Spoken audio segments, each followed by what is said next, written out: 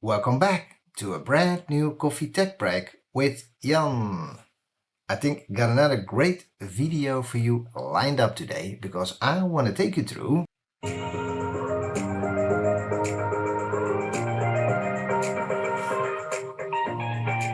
version 401. So not an extensive update today, so we can hopefully keep it short. We did one or two coffees. Usually I just try to do that, but it's just always hard because there's so much good information. So again, I think I was able to put a video together for the community out there who's interested in those Studio X and G7500 upgrades. So 401 is now the recommended version to use. So if you're coming from 3.14.1 or 3.14.2, you go now to 4.01. So 4.0 has been out for a while now, so there's quite some feedback from past customers and partners. So in this maintenance release, they were able to add all those things which were required.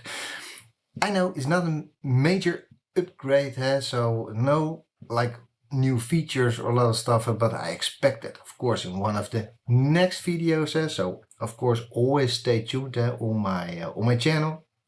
And of course, if you got questions, comments, just let them know under the video in the comments. And I usually always put in there also a lot of references. So if you're looking for specific info on Intune, mobile device management, release notes, etc., I always put them as reference in the comments. So it's a lot of good information you can find there. And of course, if you like those type of videos, I would say just subscribe to my channel and I'll always keep you updated when I post something. I try to post something weekly to keep you updated, especially now towards the summer. There's quite some updates coming up, so just be aware that as soon as something is available that I will put it on my channel. Let me jump in my computer and walk you through the 401 update.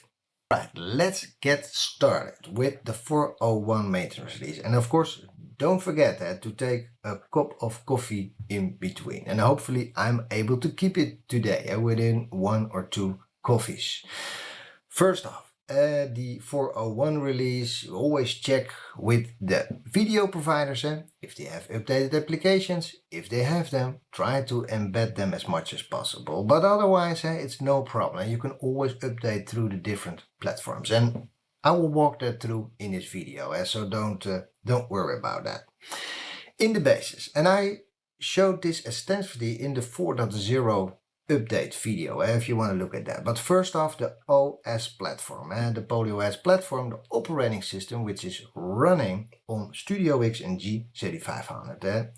It has hardware capabilities, that's the baseline. So you got HDMI ingest, you got AirPlay and Miracast built in, you got dual screen, you got touch support, and all that stuff is in there. There's a lot of great stuff, but not all applications take benefits of those features, so you always need to check that.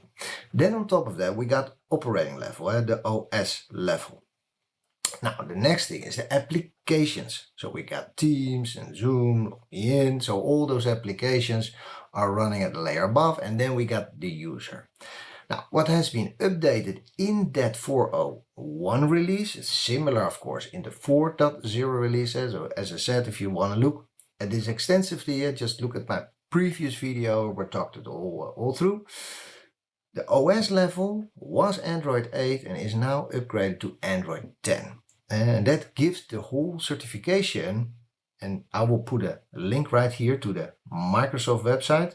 That means that the certification, for example, for Teams is now being extended to second half of 2025. So Microsoft has this all it's compliant, latest security, etc. Android 10 is there the baseline for appliances. So I get always a lot of questions about that. Like you got your phone, which is already like Android 13, but it's not the same. You got an appliance. It's an appliance-based operating system. There's no Play Store, there's nothing in there. It's really an isolated platform which only runs that specific application like Teams or Zoom, etc. And so that's really, really important. And There is a security website from Poly. I can put a link right there where you got some white papers if you need to dive deep into that. Alright, so that is the operating system platform. Now, how does this work, this upgrade? And it's similar like we've seen with the 4.0 release. First off, the update. If you are on older updates, like on 3.0, you gotta upgrade first to the 3.2.3 and to make sure that the certifications are compatible to make that next upgrade. So first you go, if you are on 3.0, maybe you got still a box there and somewhere in the cupboard, then make sure you go to the 3.2.3, and I will provide upgrade URLs later on because there is a link where you can do those upgrades to those specific versions if needed. The next step from 3.2 to 3, if you go to 3.7, just an in between, and then the final step is 3.14.2. Now, as you see, I'll put a link right here, the updatepolydemo.com. This is a link where you can find the different software versions for the different providers. So that's, I think, really, really nice. So the 3.0, the 3.2.3, etc. These are all available there for you, and you can use those URLs in the web interface. But I will show you that a bit later, how that all works. Okay, the upgrade route. If you then got that final destination at the 3.14.1 or 3.14.2, then you're ready to start your journey to the upgrade. But be aware, it's a one-way route. And so I talked to this also in my previous video.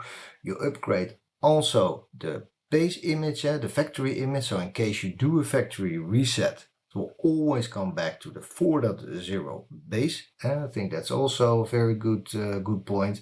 But it's a one-way route. So you gotta make sure, because we're coming from Android 8. So for example, if you use it with Intune policies, etc., you go from Android 8 to Android 10. So you gotta make sure you adjust some of those policies. And not only the policies, I've also seen it with the licensing. Because the user licenses and the e-licenses are going away.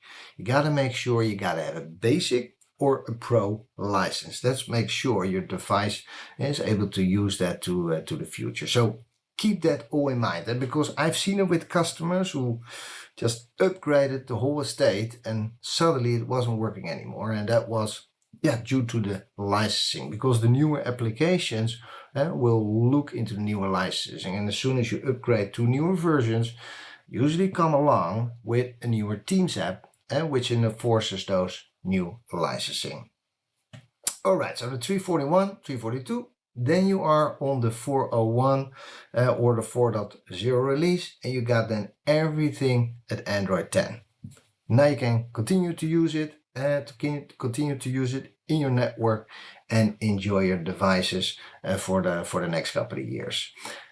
Now, the next step is when you are on Android 10 and you got in the base 4.0 running, you can upgrade now to the 4.01. That's a very easy one. Alright, so when you are on 4.0 or 4.01, be aware that there's no downgrade route. So you cannot just go from Android 10 back to Android 8. And that doesn't work. So this is why I always mention it, like test it out in 1 or 2 rooms, and do that with every upgrade. Just test it out in 1 or 2 rooms and make sure that everything is working properly. Same if an upgrade fails. So if the upgrade fails from your 3.x to 4.0 or 4.1, if something goes wrong, you can always do system reset using the web UI, if you can exit it. If you can't exit it, you can always use the pin reset. So you got always a fallback scenario if needed. And this will, of course, reset the whole device. So you have to log into Teams and set all the different items on the device. But at least you should be able to get it operating again. What are the upgrades to the 4.01 release? Now, first one is the local web UI. So if you just have a couple of units or you got a demo unit, you need to upgrade it, make sure you are on the 3.14.1 or 3.42 and that should offer you that 4.01 release, as you see right here. Yeah, what I always recommend is turn off those auto updates. I don't recommend that because you want to test it out. I've seen so many different environments and networks and firewall policies, etc. So, and then you got the backend like Zoom Device Management, or you got Microsoft Azure with Intune and or sort of policies. And so there's always some other factors around it which could influence it, and you don't want to end up with coming in the morning, the office, and that the devices are not working. Now, the other option is when you got field engineers or consultants and they need to install the Studio X or the G7500, you can download also the software from the support website. And so you got the 4.01, you got the 4.0, you can download that image, you unpack it on the root of a USB stick where you got all the folders, you just plug it into the device, and you're able to upgrade it. So that makes sense if you don't have an internet connectivity at the customer side and just want to make sure you can prepare it. Yeah, I would say just take the USB stick with you, with the software, and you can at least prepare the whole environment. Now, the other method is Lens. So in Lens, you will also see now the 4.01 as being that latest version. So again, I would say turn off auto update also in PolyLens and just tick 4.01, put different devices in a group. So you got maybe 1 or 2 in a test group and you upgrade these to 4.01, test it out. I think that makes sense. So in PolyLens, that is also available. Teams Admin Center, here you also find now the 4.01 release. That is also available now. Similar to Zoom Device Management, the 4.0 4.1 should be available, or should be available soon. But yeah, I would just recommend to check out in your Zoom Device Management portal to see if it's there. And again, just test it out in 1 or 2 rooms. If per accident you're still on the older version, what you will see, for example, this device was on version 3.12. Version that is found on the update server is the 3.14.2. So it will not give you the possibility to upgrade from those older version to 4.0. That's not recommended. In 3.14.1 or 3.42, the preparation has been done to go to 4.0. So you gotta be first on the 3.14.1 or 3.42, and then you can make the next step similar through the web UI. And so if you are on 3.14.2, it will automatically prompt you now for the 4.01 release. So I think it's a great check built into the backend where you cannot make a mistake, or devices which are on auto update who just upgrade from 3.12 or 3.9 and they were able to go to the 4.01 release. So be aware of that. Now the next thing, what I think was also an important one, looking at the tips and tricks, is it could be that it cannot find your version 4.01. And that could be because the upgrade URL, the swupdate.lens.poly.com, has been updated in the 3.14.1 and 3.14.2. So be aware of that. If you will see that it cannot find the software, just check with your firewall team if that upgrade URL is allowed, because that's changed. Alright, looking at tips and tricks. So I think one that is a really nice one to remember is the update.polydemo.com. So if you are on older versions, you need to upgrade to those different versions to get to the 3.41 or 3.42 or higher. There's a portal, update.polydemo.com, where you can find all the different upgrade URLs. And you can use those upgrade URLs in the StudioX web portal. So let me show you that quickly. Alright, here you see the update.polydemo.com. I think a really nice one as a favorite. Because here you will find all the Poly products And not only with the latest version, but also you can find previous version. And so if you need to compare or test out, you've seen different behaviors with the latest version, you want to test that with the previous version, you can always do that right here. So you'll find the headsets, you will find here the dongles, speaker phones, the phones, you will find cameras here. And also what you find here below is the Studio X series. So X30, X50, X70. Now then you can go here to view available updates. This will bring you to all the software available for this device. And as I talked to you earlier, if you have older releases on your X30, X50, then it's recommended to use the upgrade URLs here on the right side. So here you will find all the different URLs to the different software versions. Now let me capture now, for example, the 4.0 release. And as you can see, also the latest is available right here. Now you do that by going into the web interface. And for example, let me go here into the X30 web interface. You go then to the device management right here. So you will see that it's prompting me as I'm running the 342, it will prompt me for the 401. Now let's say for some reason you need to want to go to 4.0 release. Then what you need to do is you go here, you go to custom URL, and then you copy and paste that URL from that web portal. And what you will see, it will bring you now first to the 4.0 release. You can test some of that behavior and then you can upgrade to the 401 release. So you can really make some nice steps here. Also with newer versions in the future, you can always move between those different versions if needed. Alright, that's it concerning the upgrade URLs. I think a good one to know. Concerning the software overview, so what is part of the 401 release? So we have 401 available for TC8, TC10, and part of the 401 release is also the 171 release for the E70. Similar for your X70, the camera will automatically be updated. So the E70 inside the X70 will automatically be upgraded to the 171 if you upgrade to the 401 release. If you got an E70 separate, then I recommend to use the PolyLens app to force your E70 to the 171 release. When you use the combination with the Teams room, that probably at the end will also come to the Windows updates. But if you want to force it, as it is a maintenance, it is a hotfix, and then it probably makes sense to just hook it up to the Lens app, and then you're able to upgrade your E70 to that latest release. That's concerning the basis and upgrading to that 401 release. Now, let's dive into specific video providers. For example, here, Microsoft Teams.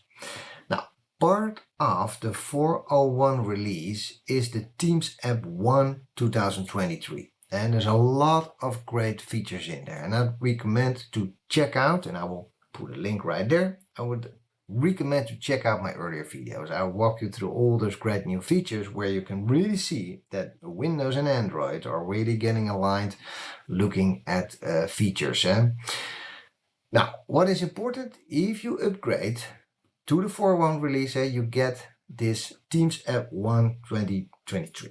So that's important. But in Teams Admin Center, there's already a newer version. So be aware of that.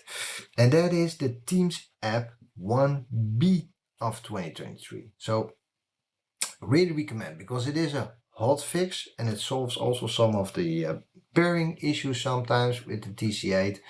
And so it's a really recommended one. If you are on 401, upgrade then to the one through Teams Admin Center, so you get that latest release. And probably if there's again a newer version from Poly, it will be embedded. But now Microsoft just brought out this latest release after the 401 release, so then we cannot embed it, but you can always upgrade it. And be aware that you upgrade the Android bar, as you see right here, but also the touch console, the TC8. That's important because as you can see here, there's like a different tab in Teams Admin Center specifically for your TC8. And I always try to mention that as much as possible because yeah, it's a sort of a trap to only update your bar, but of course you TC8 needs to align with the same application to make sure that everything is in sync and there's no compatibility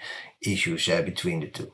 So specifically on update 1, again, I recommend to check out my earlier video. I did an extensive one walking through all the different features, where you can enable them, which licenses you need, etc. So recommend to check that video.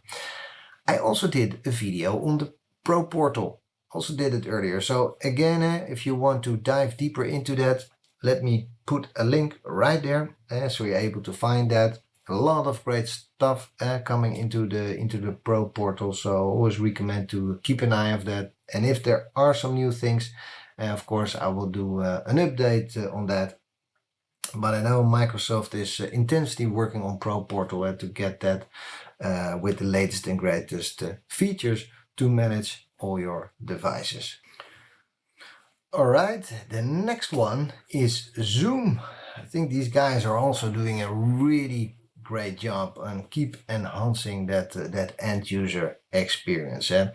So part of the 4.01 release is the 5.13.5 application from Zoom. This is part of the 4.01 release. So we got that pre-installed when you upgrade to that version.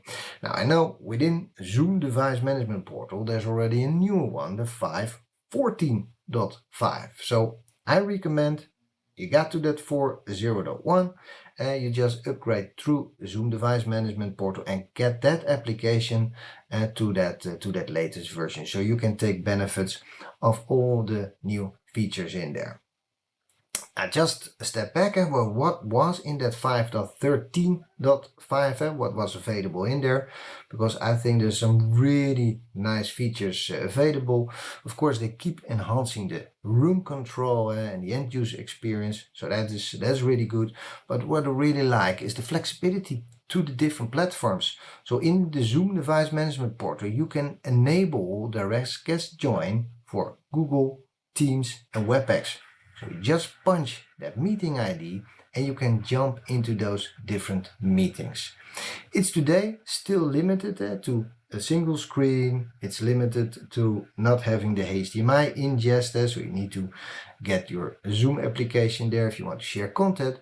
But I think it works really well. And I know that all the vendors are working on those specific limitations to get those enhanced. So if there are any updates on that in the future, of course, I will keep you updated. But at least it gives the possibility for users to jump into those meetings. And as a fallback, you can always use your laptop. And don't forget, the Studio X and the G7500 have device mode. And I can put a link there where I did a video earlier on the device mode, how to use that. Because then you just plug the USB cable in your laptop, the HDMI cable, and you're able to use your video application on your laptop and use that on the specific devices. Now, what was available in that newer release, the 5.14.5? I think there's some really nice, great new features in there. One of them is, for example, the support for multiple cameras. So if you got X50, X70 or G7500, you can use up to 3 cameras at 720p. And think of this as here you got, for example, an X50 on top of the screen, looking at maybe the speakers in the room. Now another view can be the room view. So you got a total overview of the room and you can bring all those videos in at the same time in the Zoom meeting, up to 3, up to 720p. I think this is a really, really nice one. And as an end user, I can even pin those different videos to the video that I want to see as an end user. So for classroom, education or trainings, I think that is really powerful, that I'm in control of the different views that I want to see. The other thing that has been enhanced is Smart Gallery. So Smart Gallery has been there for a while. Here you got the ability, the camera is looking at the room, and it will pick out the participants and make sure that only those participants are visible. It will cut out the different participants there and show that in the Zoom meeting. Now, there the resolution has been upgraded now to 720p for X30, X50, X70 and the G7500. I think really nice enhancements, and yeah, I just recommend to test them out and let them know what you think of it. But especially the multi-camera, I really like those, because I always get a lot of questions from educational training rooms, etc. And I see a lot of possibilities now with those multi-cameras being available in the Zoom application. What was more, in the 5.14.5, directional audio. Single screen, that's important, but if you are then in a gallery and people on the left side are talking, then the left speaker is used. If people in the gallery on the right side are talking, then the right speaker is used. Directional audio, so it gives you really that immersive experience when you are in the meeting room and you got participants, remote participants talking in those different galleries. You got a very nice experience there. This was also part of one of the earlier versions, but I think a really nice one. And of course only available with X50 and X70, because these guys have left and right speakers available. The other thing that was added was room capacity. So now you can assign with the scheduler, and the scheduler for Zoom is the TC10. So that's very important. So on the TC10 you will see the capacity of the room. Really nice. So if I need to book something, I can put in the number of people and you will see if that room is available and if it's able to hold that number of people, etc. So that is available also now. And it will show you on the touch panel, it will show you that capacity. Alright, the next one is Google. This was the newcomer in the 4.0 and has been well received. So again, there's no additional Chrome box or anything like that. It's all built in X30, X50 and X70.